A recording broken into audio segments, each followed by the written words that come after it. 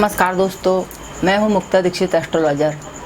आज मैं आपको बतलाऊंगी कि 12 लग्नों में किस लग्न के लिए शुक्र का हीरा हो या शुक्र का रत्न स्फटिक हो या सफ़ेद पुखराज हो, किस प्रकार से काम करता है। तो यह जानने के लिए इस वीडियो को आपको पूरा देखना पड़ेगा। चैनल को आप सब्सक्राइब करना ना भूलिए। और अब मैं आपको बतला रही हूँ कि यदि आपकी मेष लग्न है तो मेष लग्न वालों के लिए जो है शुक्र जो रहता है दूसरे और सप्तम भाव का स्वामी होता है, तो यह मार्केश योग बनाता है। ऐसी स्थिति में जो है हीरा पहनना, सफ़ेद पुखराज पहनना आपके लिए हानिकारक हो सकता है, इससे आपको बचना चाहिए। अब आती है आपकी वृषभ लग्न।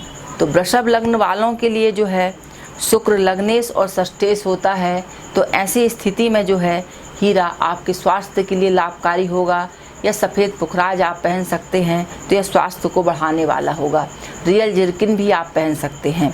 तो जो शुक्र के रत्न रहते हैं इनको पहनने से आपको जो है कारोबार में उन्नति होगी, भाग्य की उन्नति होगी और व्यक्ति जो है मिलनसार रहता है और आर्थिक स्थिति को ये मजबूत करता है। यदि आपकी मिथुन लग्न आती है तो मिथुन लग्न वालों के लिए शुक्र जो है पंचमेश और 12वें भाव का कारक होगा, तो ऐसी स्थिति में हीरा पहनने से संतान सुख के लिए उत्तम फल प्रदान करेगा, आर्थिक स्थिति को मजबूत करेगा और आपकी व्यक्तिगत प्रभाव को भी बढ़ाएगा। कर्क लग्न वालों के लिए जो शुक्र रहता है वह लाभेश और चतुर्थ भाव का स्वामी होता है, तो ऐसी स्थिति में हीरा धारण करने से आपको विशेष जो है धन लाभ होगा, कार्य, मकान, भूमि, वाहन इनके सुखों में वृद्धि होगी।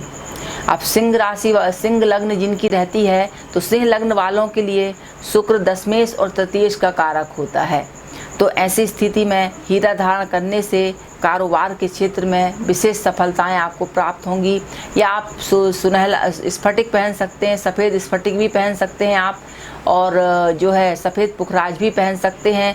ज़रूरी नहीं है कि हर व्यक्ति हीरा ही धारण करे, आप इनके सब्स्टिट्यूट उपरत्न भी धारण कर सकते हैं।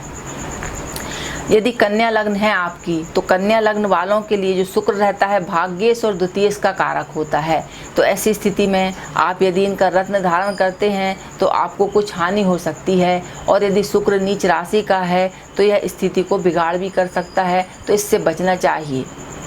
तुला लग्न वालों के लिए शुक्र अष्टमेश और लग्नेश होता है, तो ऐसी स्थिति में यदि आप हीरा धारण करते हैं तो आपके स्वास्थ्य के लिए, कारोबार के लिए, उन्नति के लिए जो है नौकरी में पदोन्नति के लिए हीरा या सफ़ेद पुखराज बहुत शानदार काम करेगा।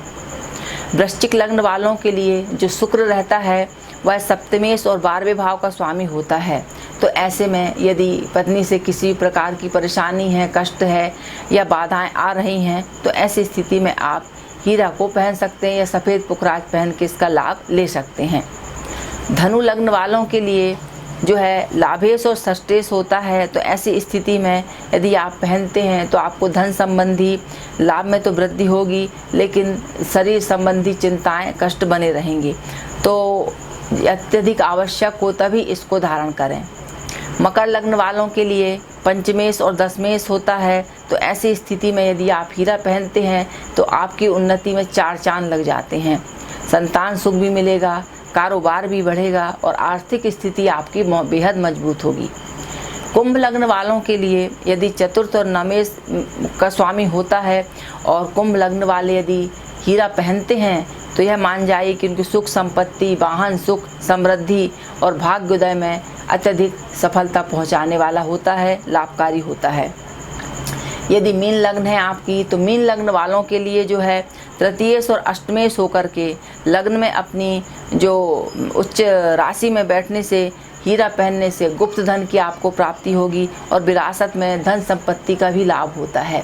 तो इस प्रकार से हीरा या सफ़ेद पुखराज किस लग्न को पहनना चाहिए, किसको नहीं पहनना चाहिए, इस वीडियो में मैंने आपको जानकारी दी है। तो यह जानकारी अच्छी लगे तो चैनल को आप लाइक करें, सब्सक्राइब करें, शेयर करें और वीडियो देखने के लिए बहुत बहुत धन्यवाद। नमस्कार।